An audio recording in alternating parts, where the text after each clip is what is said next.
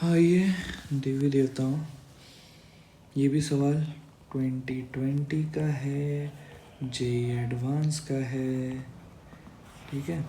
SHM का सवाल है, दिया है one end of the spring of negligible unstretched length. मतलब स्प्रिंग का कोई स्टार्टिंग में लेंथ नहीं है, मान लो, है ना, कोई लेंथ है ही नहीं। जैसे अगर ये ओरिजिन है तो मान लो स्प्रिंग यहीं से शुरू हुआ है, यहीं से, ठीक है,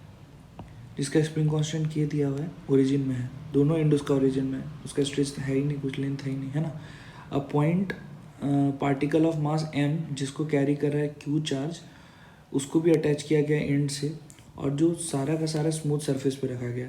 एक डाइपोल p है, वो पॉइंटिंग टुवर्ड्स चार्ज रखा गया फिक्स पॉइंट पे, तो उससे क्या स्ट्रेच करेगा, है ना। तो बताना है फ्रीक्वेंसी कितना होगा, उसको फर्दर खींच करके छोड़ा। मतलब आसान सा सवाल है तुम्हारा एसएचएम का। चलिए देखते हैं, काफ़ी आसान सवाल है एसएचएम का। तो इनिशियली आप सोचिए कि ओरिजिन पे ही वो अनस्ट्रेच था, यहीं पे रखा हुआ था। अब जैसे उसमें डाइपोल एक पी का लगा दिया तुमने, जिसका डाइपोल मोमेंट मान लो पी है, तो ये चीज़ अपने आप स्ट्रेच हो गया,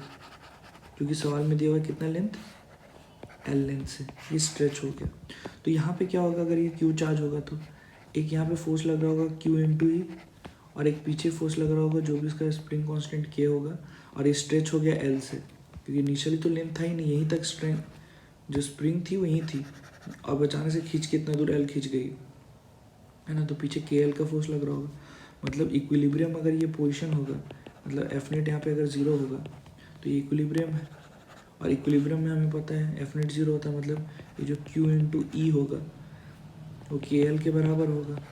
अच्छा, यहाँ पे इलेक्ट्रिक फील्ड कितना होगा डाइपोल के कारण, डाइपोल के कारण हमें पता है एक्सिस पे जो इलेक्ट्रिक फील्ड होता है 2k, ये दूसरा कांस्टेंट है ना, k 1/4πε0 वाला k है, तो 2k p जो भी डाइपोल मोमेंट होगा इंटू क्यू बाय आर का क्यूब। तो यहाँ पे आर कितना है, एल लेंथ दूर पहुँच चुका है, एल पे चाहिए, इतने दूर पे इलेक्ट्रिक फील्ड चाहिए ना, तो ये एल लेंथ पे कितना हो जाएगा, एल क्यूब इक्वल्स टू के एल। तो ये क्या मिला तुम्हारा,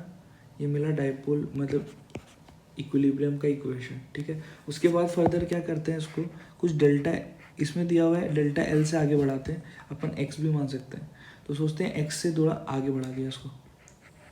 जिसमें एक्स जो है वो very very less than L है, ये दिया हुआ है, मतलब डेल्टा एल जो है वो very very less than L है। यहाँ पे डेल्टा एल की जगह हमने एक्स लिया, जैसे हमने करता है बचपन से। तो जब इसको एक्स और फर्दर दूर ले जाएंगे, है ना, रेट से दिखाते हैं, इसको एक्स फर्दर और दूर ले जाएंगे, तो अब क्या होगा सोच, है ना। अब वहाँ पे कंडीशन क्या होगी,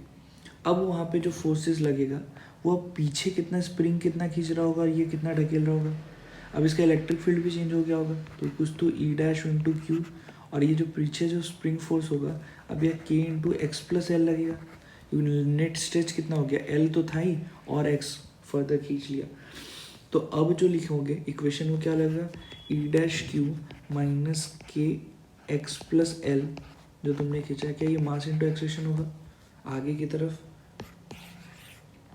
ठीक है, तो इसको और क्या लिख सकते हो, ई डैश का अब नया फॉर्मूला क्या होगा, 2k पी क्यू, ये तो सेम रहा, सिर्फ उसका जो लेंथ था वो बढ़ के एल प्लस एक्स हो गया,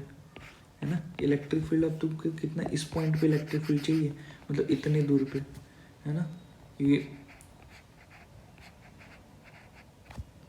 डाइपोल तो तुम्हारे यहाँ ओरिजिन में रखा हुआ है, तो total distance L plus Q हो गया, तो एल प्लस एक्स हो गया, तो एल प्लस एक्स का क्यूब माइनस के एक्स माइनस के एल, क्या एम ए के बराबर होगा। अब अगर ध्यान से देखें तो उसको और क्या कर सकते हैं, क्योंकि हमें पता है एल और एक्स बहुत छोटा, एल को बाहर निकाल लेते हैं, एल को बाहर निकालेंगे तो 2k P Q by L बार है, तो एल क्यूब बार आएगा, यहाँ पे 1 प्लस एक्स बाई एल आएगा का क्यूब माइनस के एक्स माइनस के एल बराबर है ना। ये के अलग है भाई, ये के अलग है, पता चल जाएगा थोड़ी देर। अच्छा, तो ये 2k पी क्यू बाई ये एल क्यूब इधर रखते हैं, इसको क्या फर्दर बाइनोमियल यूज़ करके ऊपर कर सकते हैं, क्योंकि एक्स बहुत छोटा है एल से, तो ये वाला टर्म बहुत छोटा है 1 से, तो इसको क्या लिख सकते हैं कि इसको 1 ऊपर -3 एक्स बाई एल लिख सकते हैं क्या, अच्छे से एक्सप्लेन कर दे रहे हैं यार, इसी को अगर तुम किसी से बने नहीं तो है ना, इसीलिए 1-2 स्टेप एक्स्ट्रा भी ले जाएं तो कोई दिक्कत नहीं, ऐसे हवा में बना सकते हैं इसको यहीं से काट के। तो इसको अगर दोनों से मल्टीप्लाई करो तो एल क्यूब माइनस उससे करेंगे तो कितना हो जाएगा, एक एल एल आ जाएगा, तो ये 6 टाइम्स के P Q x by L two the power 4 हो जाएगा माइनस के एक्स माइनस के एल। अब यहाँ से ध्यान से देखिए तो इस इक्वेशन में आया था आपका ऑलरेडी के एल किसके बराबर था, क्या इसके बराबर, क्या यहाँ टर्म दिख रहा है के एल, और क्या यहाँ पे सेम टर्म दिख रहा है, तो क्या ये दोनों कट हो जाएंगे, तो यहाँ पे जो बचेगा वो क्या बचेगा, -6 ये कैपिटल के P Q divided by L two the power 4 minus ये स्मॉल के, ये दूसरा क्या है भाई, कंफ्यूज ना हो, ये क्या ये x equals to M A के बराबर आ रहा है। अब देखो इसमें के पी क्यू का वैल्यू क्या लिख सकते हैं, इस इक्वेशन पे ध्यान से देखो, इस इक्वेशन पे ब्लू वाला, इस इक्वेशन पे वापस से ये के पी क्यू की जगह क्या लिख सकते हैं, क्या के पी क्यू को ऐसा सोच सकते हैं क्या, के into L two the power 4/2 क्या लिखा जा सकता है इसको सेपरेट करके, तो उसका वैल्यू पुट कर देते हैं, के पी क्यू की जगह ये वाला वैल्यू पुट कर देते हैं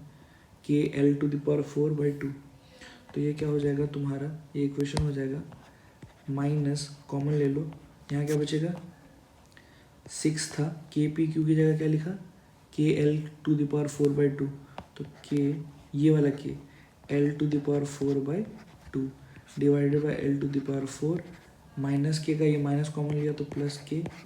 एक्स इक्वल्स टू एम है। अब ध्यान से देखो तो L two the power 4 L two the power 4 खत्म, ये 2 और 6 को काट के 3 कर देगा, तो 3 प्लस यहाँ 3k और यहाँ पे k, तो कितना 4k हो जाएगा, तो -4k x बराबर एम ए, और जैसा कि हमने पता है एक्सलेशन जो होगा वो हो जाएगा -4k/m इंटू एक्स, तो यही वाला तुम्हारा ओमेगा स्क्वायर हो जाता है ना, तो टाइम पीरियड होता है 2π√, इसका उल्टा हो जाएगा, तो इसका उल्टा हो जाएगा m/4k, लेकिन हमें टाइम पीरियड नहीं, यहाँ से फ्रीक्वेंसी पूछा है ना, हाँ क्या पूछा है, हाँ फ्रीक्वेंसी पूछा है, तो फ्रीक्वेंसी क्या हो जाएगा 1 टाइम पीरियड, मतलब उसको फर्दर उल्टा कर देंगे तो 1/2π√4k/m, इससे 4 बाहर निकाल ले भाई, तो क्या 2 बाहर निकलेगा √k/m, और नीचे 2π 2 खत्म, मतलब 1/π√k/m, क्या यही निकला फ्रीक्वेंसी, ठीक है, हमें देखना था फ्रीक्वेंसी किस टर्म में है, कुछ तो 1/σ और यही निकालना था, तो इसका वैल्यू कितना हो जाएगा देख 1/, बाकी सब कुछ सेम है, ये क्या है पाई, मतलब आंसर जो होगा इसका आंसर होना चाहिए पाई, और इसको बोल सकते हो 3.14।